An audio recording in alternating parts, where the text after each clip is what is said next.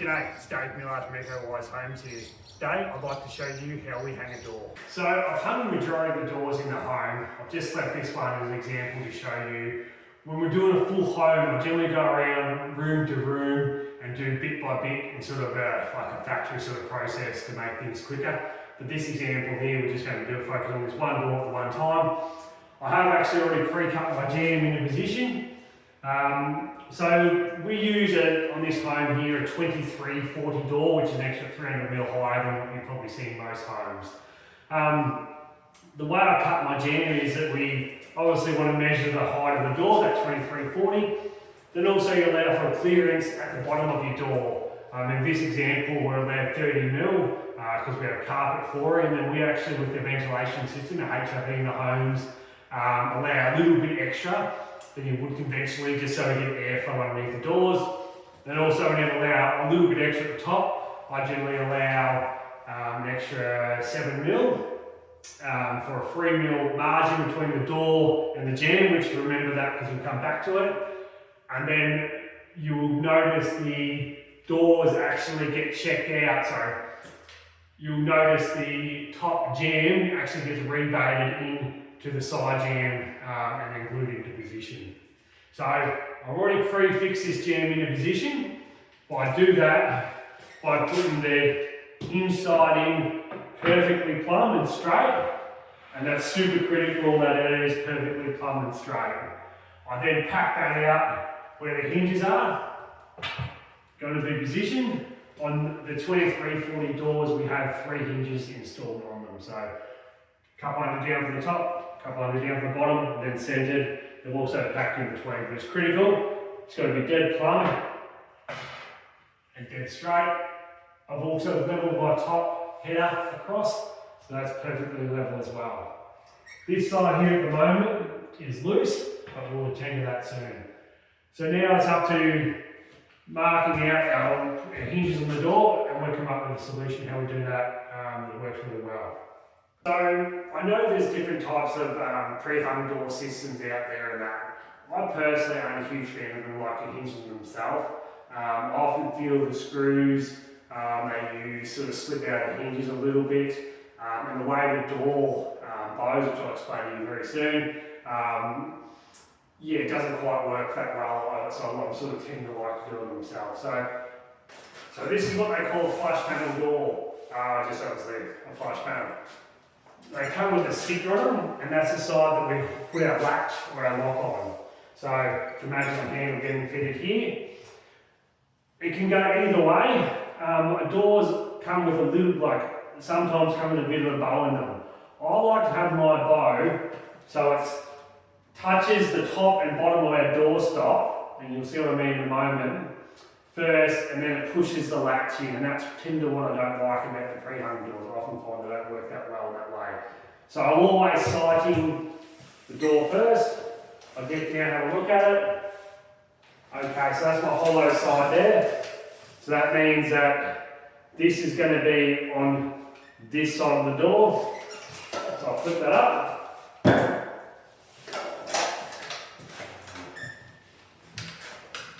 So you can imagine that there. That's going to be my hinge side. That's the top of my door. On my hinge side, that's my latch side there. Laying back down.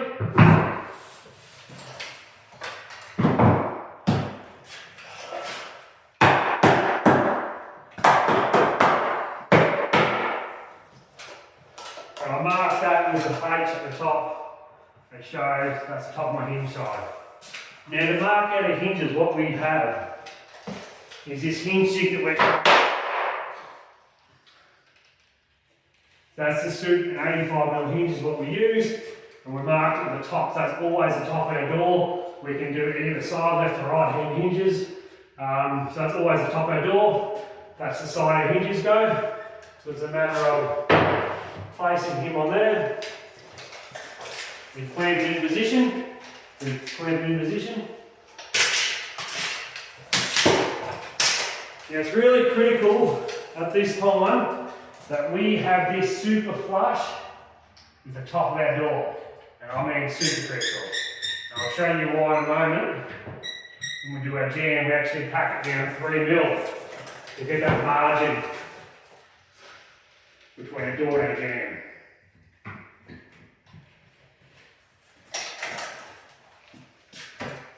So I'm just doing these up firm for now. And I want that perfectly flush.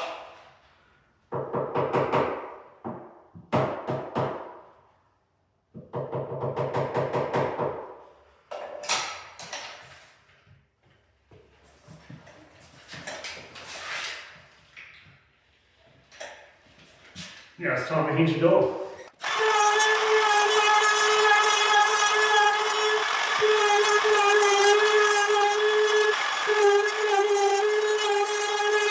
Now that's rounded out, all we have to do is just chip out the corners of the square, and we can pre-drill our hinges in.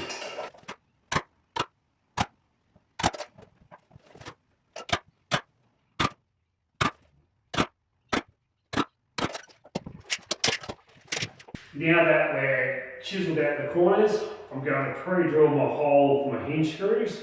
When I do this, it's very important to make sure when you drill it off centre so the hinge pushes in to the door. If you go the other way, it actually wants to push away from your door, and you get a slight little gap in between your hinge and where you checked out. So slightly off centre that way.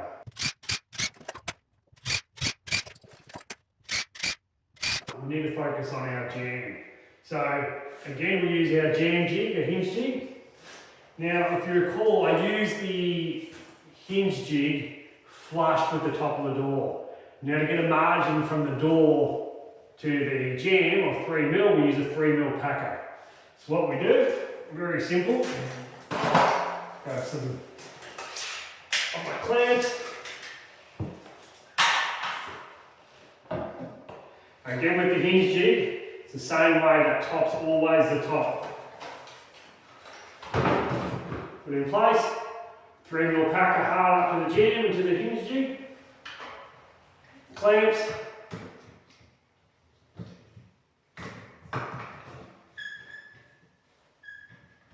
clamp in, making sure that's hard up and tight. Very critical to get that consistent 3 mil margin.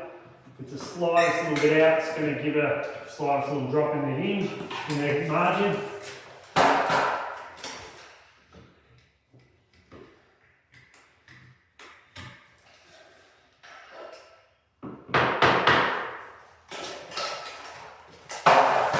Checking that hinge is the pack up there still tight. Yep, perfect. Now we get our router and hinges out.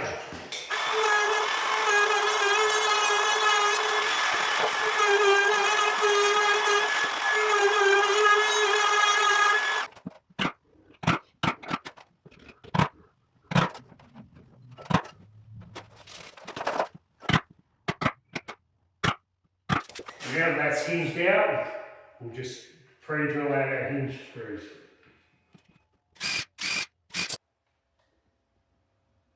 Now I've just got to put the hinges onto the door.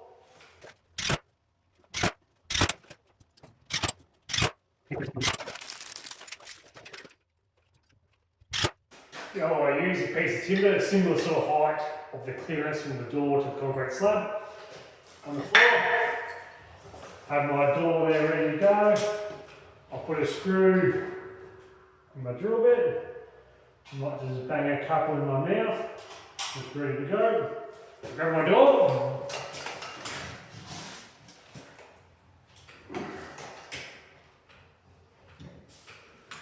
There. I make sure all my hinges are flipped around so I can put them onto the checkout. Just trying to move the height around. I'll just quickly put one screw in loose, firm. Then just a matter of adjusting my block. You can use a wedge, you can use different airbag sort of systems. I find this channel works pretty good.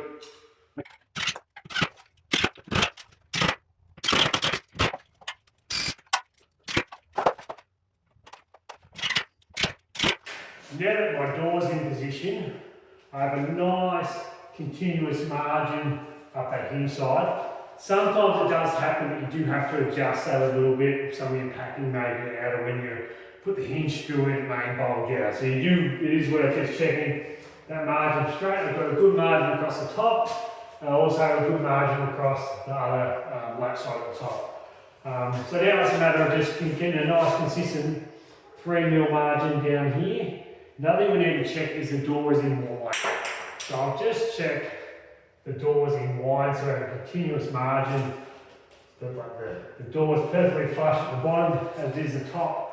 We have a nice pack out in my bottom part there, we have a perfect 3mm gap, a nice 2mm gap there. So now we just pack out in between. I always pack where my handle is, or sorry, where the striker plate's going to go. That way when we're going to chisel that out, it can handle a bit of chiseling and pressure behind it, and it's got a bit of guts. So.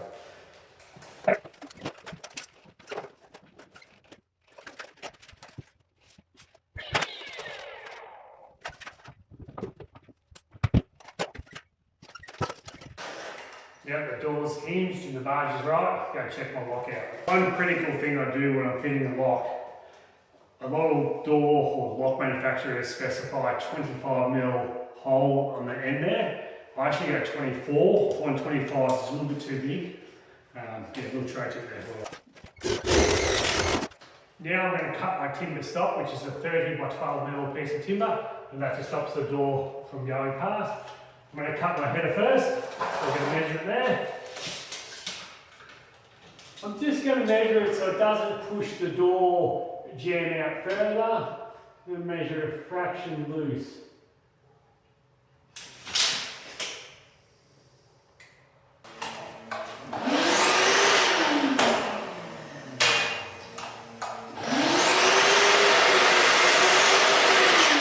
Now I'm going to measure the thickness span of my door, which is 35mm. So now I set my combination square up the thickness of the door. Now I want to mark the latch side of the door and one part at the top. On the hinge side I'll leave blank for now, and I actually follow the margin of the door with a little bit of a quirk in case that door swells. But on this side here, go mark the top, 35mm.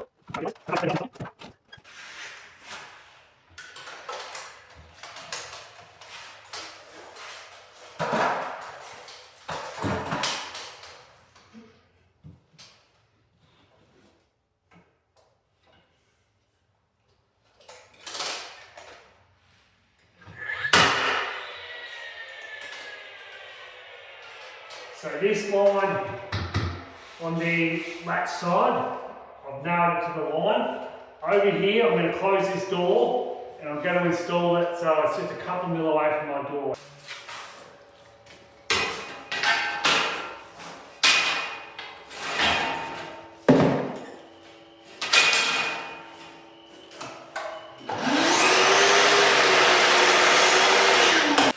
I've just cut my sides. So now I'm going to nail this on to the lines that I put on there, 35mm marks.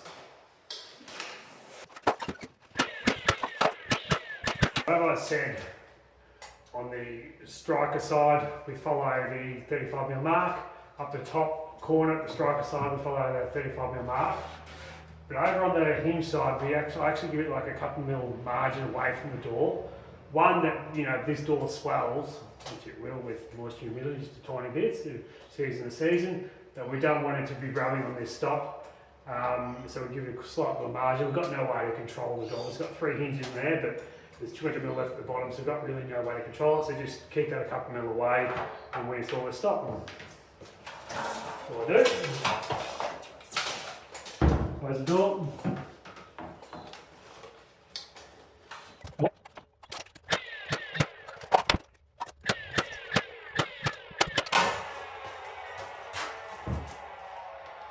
So that gives a nice couple mil margin all the way down that door. So it does happen to swell.